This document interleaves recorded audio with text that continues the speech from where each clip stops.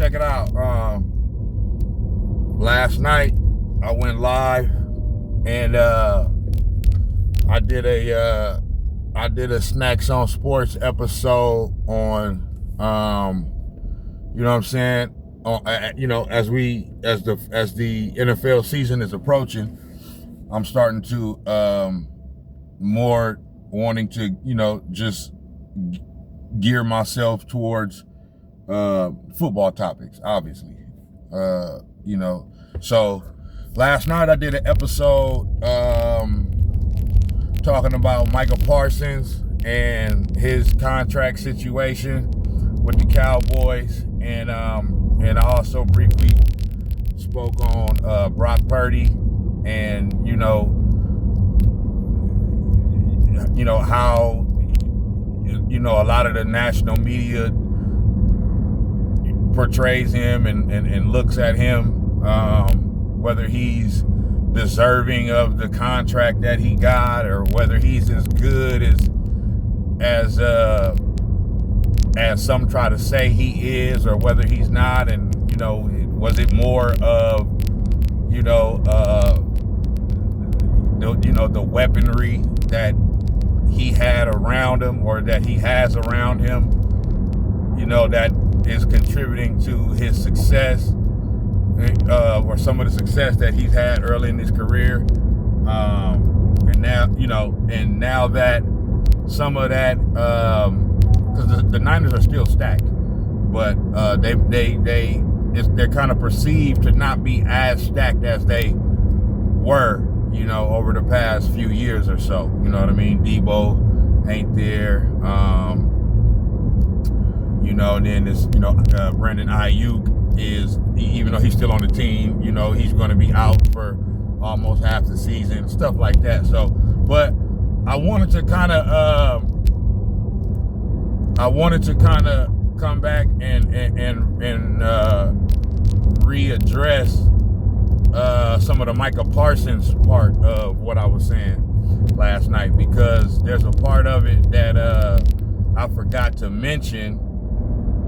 You know what I'm saying? Just because I wasn't necessarily really thinking about it, but I was reminded of it by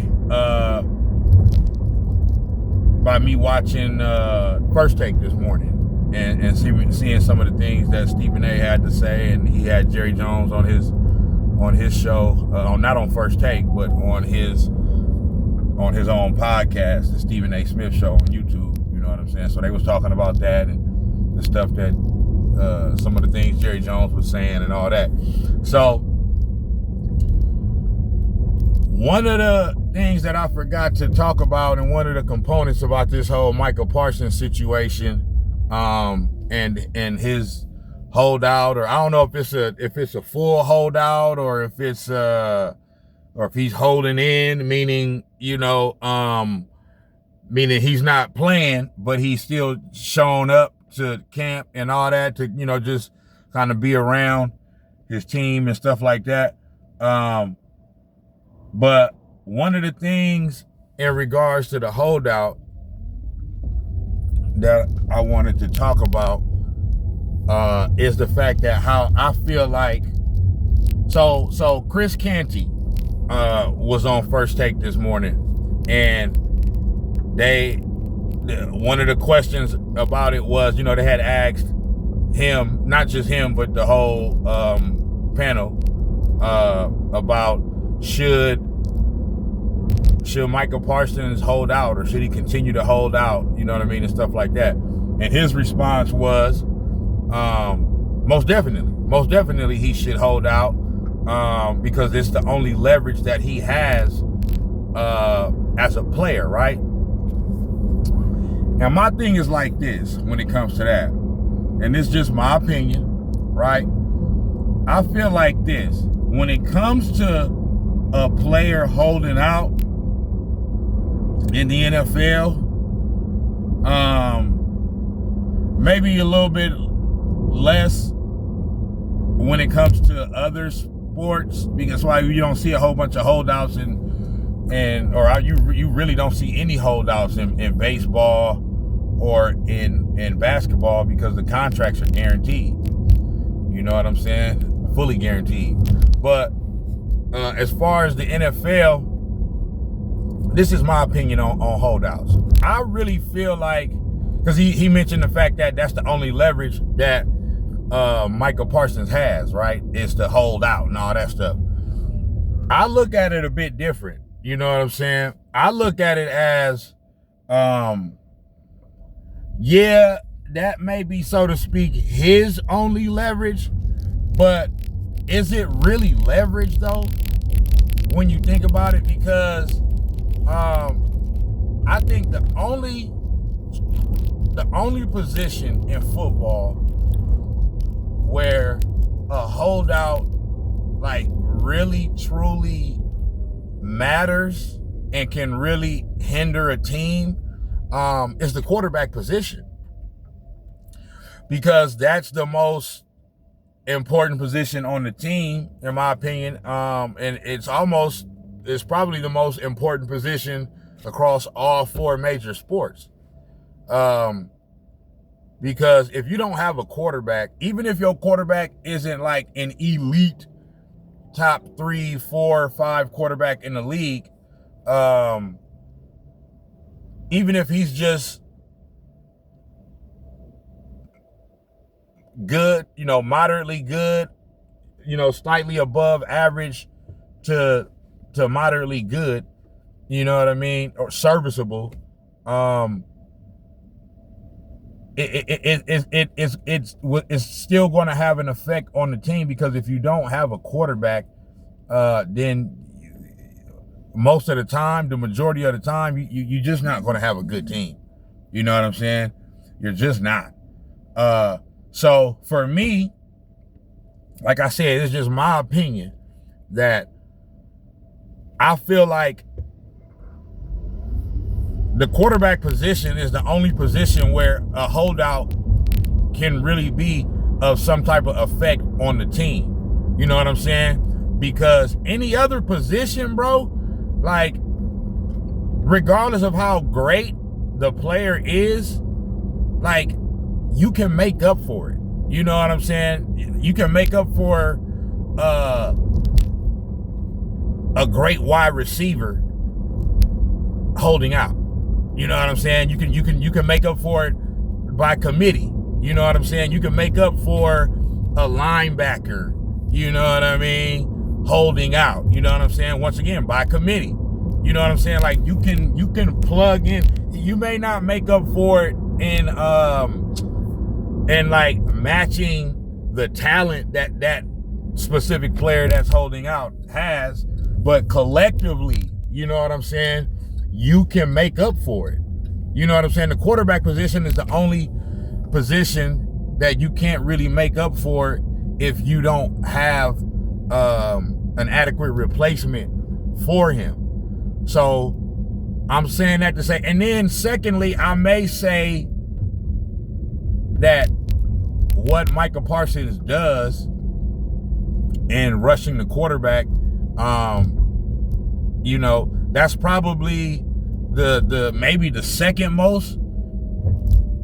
So I mean, so basically what I'm saying is, outside of the quarterback, the next position that I feel like could somewhat hinder a team, but not as much as the quarterback, is the position that Micah Parsons plays, which is on the defensive line, a defensive end or whatnot, because a pass rusher, because that's the position that is responsible for attacking the quarterback.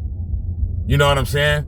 So just by the that factor alone, that a pass rusher is, his job is to get the quarterback on the ground. He's in direct opposition to what the quarterback is trying to do.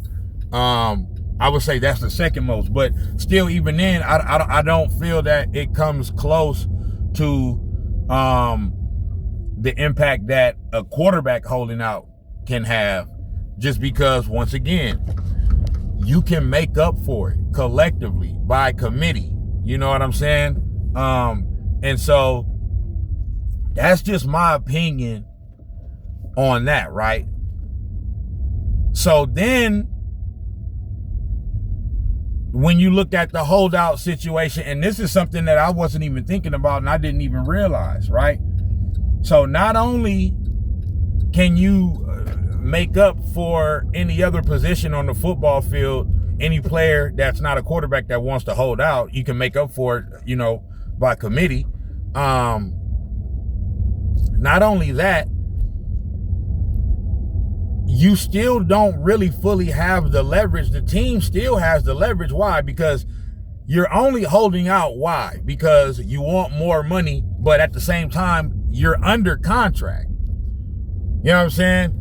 So holdouts don't happen if you're a free agent, because, you know, you can just you can just sign with another team. You know what I mean? You hold out when you're under contract and you want the team to give you more money. So if you hold out, right? So you're trying to get more money. So then you hold out. And then so when the season starts, let's say you're continuing to hold out and you're not showing up and playing in the games. Well, then not only have you not gotten paid the money that you're trying to get paid, but then now it's working in reverse. Now you're giving the team back money because you're under contract and you're not fulfilling the obligations of the current contract that you're in by showing up and doing your job. So you're working against yourself both ways. So you're holding out because you think that gives you some type of leverage, and the team just absolutely needs you so much, and you're trying to get money, you're trying to get more money. They don't give you the money. You continue to hold out. Now the team can fine you. You know what I mean? Every game that you don't play. You know what I'm saying? So now you're paying them back money. Okay?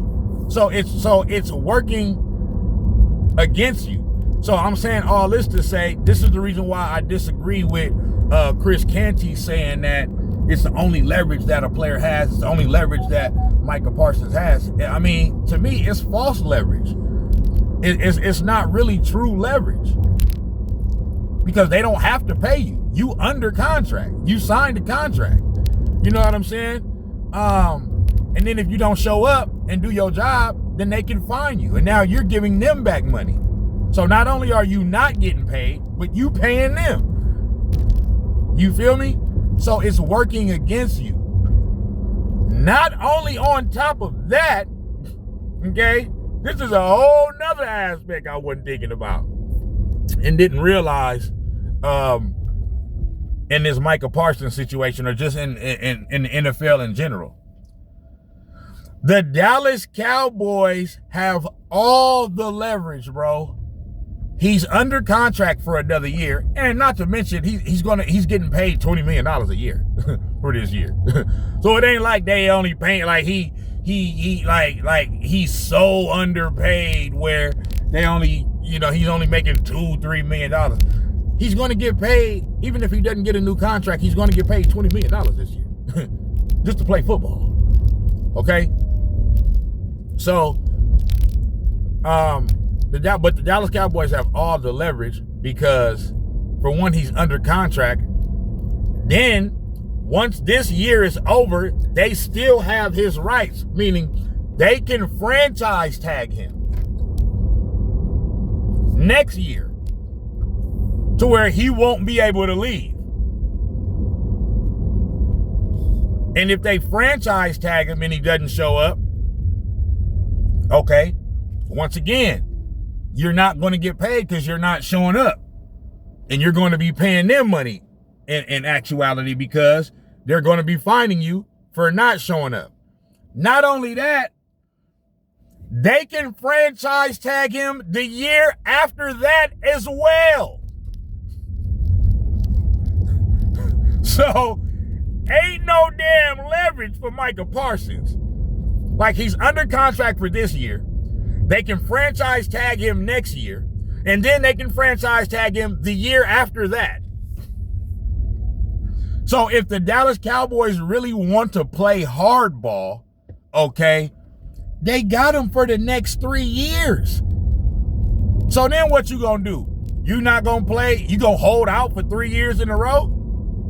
You're not gonna do that, because that's a detriment to your playing career, okay? In a multitude of ways. You won't be in. If you sit out for 3 straight years, you're not going to be in football shape. Not only are you not going to be in football shape, if you sit out for three straight years, you're not going to come back as good as a player as you were before your holdout. You just not. You can't sit out any professional sport for 3 years in a row and think you're going to come back and still be the same player, okay? Even the great Michael Jordan, probably the greatest athlete of all time, definitely the greatest NBA player of all time, even when he retired the first time for just a year and a half, it wasn't even a full 2 years, it was just like a year and some change, like a year and a half. When he came back, he wasn't the same player that at the end of that year when he came back. You know what I'm saying? It took for him to come back, for them to get bounced out in the second round by the Orlando Magic. Then that offseason, you know what I'm saying? It took for him to fully train and get back into basketball playing shape, because he just came from playing baseball. It's 2 different sports. You know what I'm saying? So even the great Michael Jordan wasn't the exact same player after missing only a year and a half. Okay? So Micah Parsons is not going to sit out 3 years in a row. You know what I'm saying? So my whole point in saying this is that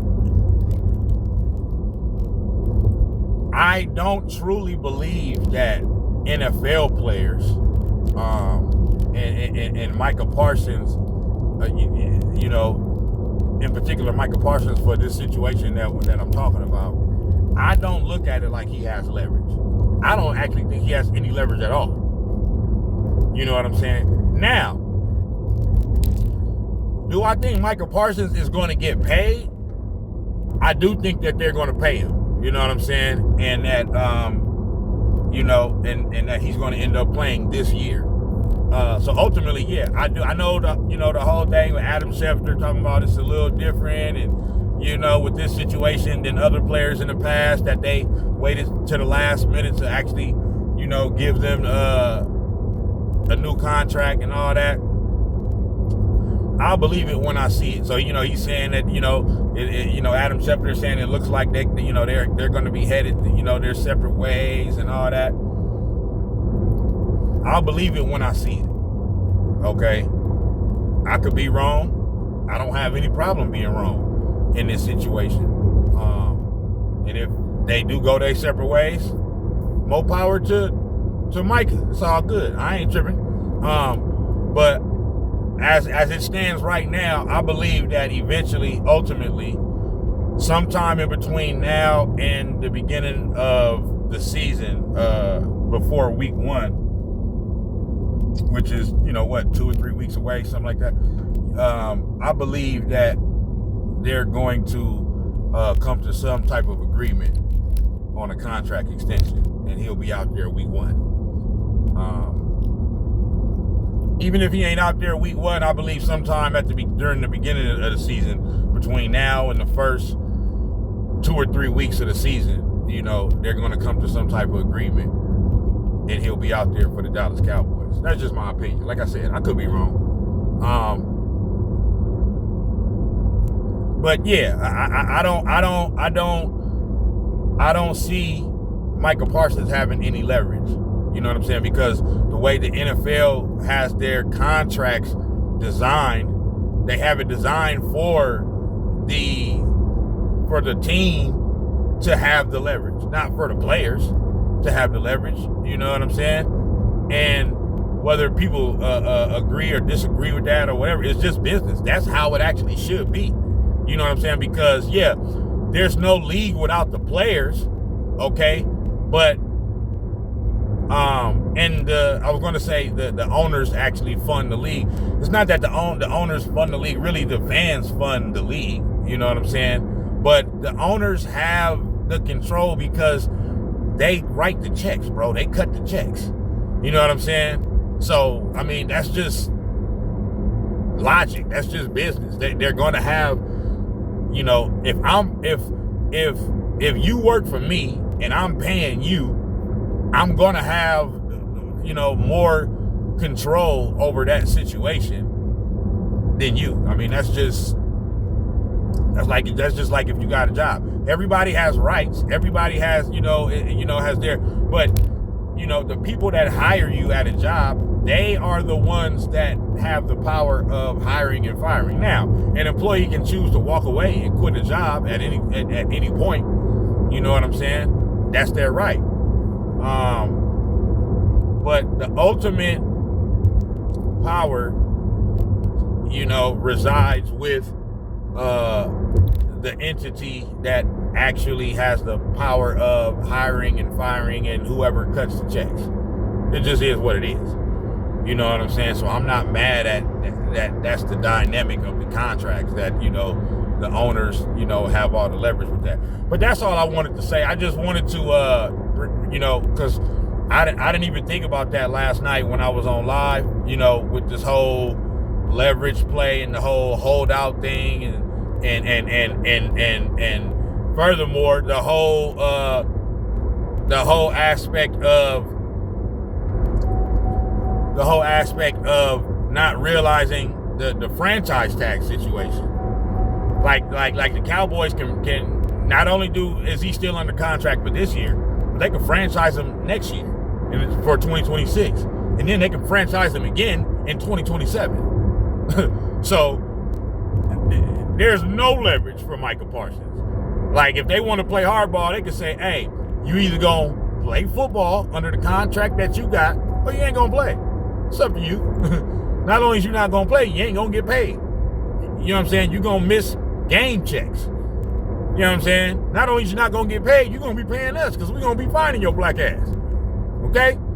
So, yeah, ain't no leverage for Micah Parsons. So I disagree with Chris Canty with that. And yeah, that's all I wanted to say. Shout out to all my people that be tapping in with your boy on Snax on Sports. Stay tapping in, man. You know what I mean? Stay sharing, stay subscribing, stay liking and all that. You dig? We finna be in full force once the NFL season start. And I can't wait. We get ready to get into the best time of the year for sports. If you're a sports fan, the sad part, not the sad part, but the bummer part about this time of year is that, you know, summer is coming to a close. You know what I'm saying? Well, if you're out here in Cali, I mean, we got good weather 9-10 months out of the year anyway. You know what I mean? So for us, even though summer officially ends sometime in September, for us, we have good weather all the way up until, you know, October, and sometimes all the way even up until November. But I'm just saying, you know, summer is coming to a close. You know what I mean? Everybody got to go back to school and all that. You know what I mean? You know, it starts to get darker early and all that. I hate that. I love when it's sunlight, you know, from 6, 7 a.m. all the way to 8, 9 p.m. You know what I'm saying? But then once the daylight saving time thing happen and it starts getting dark at 5 and 6 and all that. But all of that stuff is the bummer part about this time of year. But as a sports fan, football is here. A month or so after that, basketball will be back. And, you know, you got college football, college basketball, and baseball is getting ready to start to get good. You know what I mean? Because as a kid, I used to pay attention to baseball more throughout the whole season. But as of late, it's just, baseball just don't do it for me, you know, throughout the year, especially if my team ain't good. You know what I mean? But for whatever reason, Major League Baseball turns up during the playoffs. I don't know what it is about Major League Baseball postseason, but it definitely takes a notch or two or three steps up once the postseason starts. So I'm saying that to say, for a very short period of time coming up here in September and October, because the NBA season starts like towards the middle of October, towards the end of October. So there's going to be a short stint here where we're going to have baseball, football, and basketball, college football, and whatever other sports is going on, all at the same time. So I'm just saying that to say it's a dope time for sports if you're a sports fan. So, but shout out to all y'all, man. I'll be back with another live episode. You know what I mean? Snax on Sports soon. You know, today, tomorrow, or the next day, or something like that. I just don't be wanting to. I gotta have stuff to talk about, man. I gotta have the sports world gotta give me content, you know, to talk about. Now, if I really delve deep into it, there's always, I guess, something to talk about, but I don't be trying to force. I'm not forcing it. You know what I'm saying? I'm not one of these podcasters or content creators, whatever that you want to call us or call me, that just likes to just go live and do a podcast episode just for the sake of doing it. Just as, man, I ain't did one in a while. Like, yeah, you don't want to go too long in between, but I'm not just gonna get up on here and just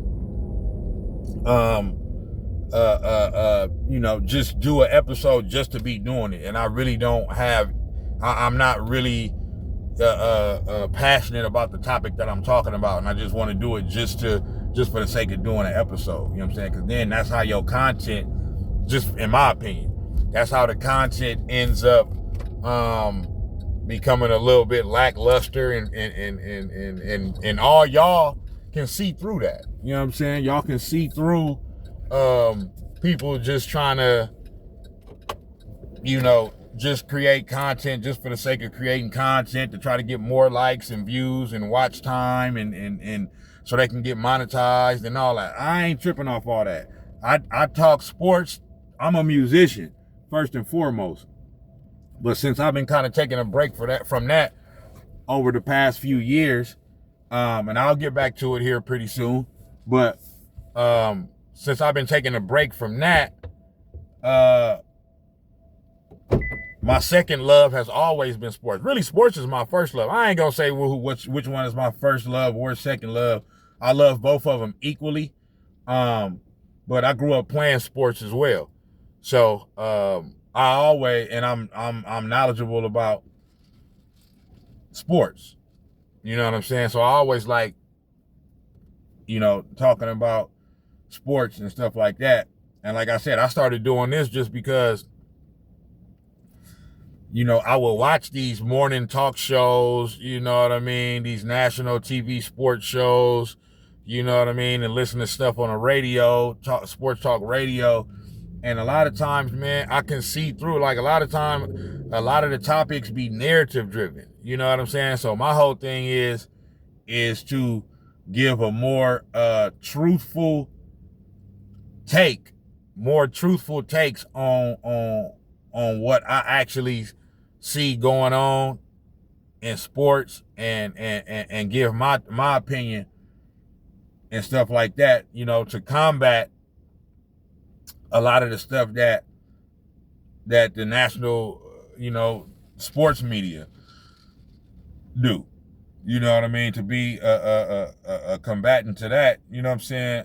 Just because, yeah, they, you know, sometimes they give you some truth, but a lot of times they don't. It's just a, you know, entertainment value, and it's narrative driven, you know, soap opera, drama based.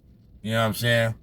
They may pick a certain player and want to, catapult him higher than what he should be because of he's a good draw for them ratings wise or whatever. So, I want to do this to kind of combat stuff like that. But yeah, I'm not gonna get up on here and just do an episode just to do it.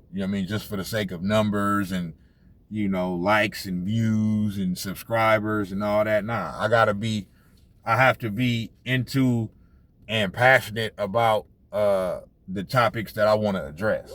You see what I'm saying? So, but shout out to all y'all. You know what I mean? I'll be Snax on Sports. I'm gone. I'll be back with another one.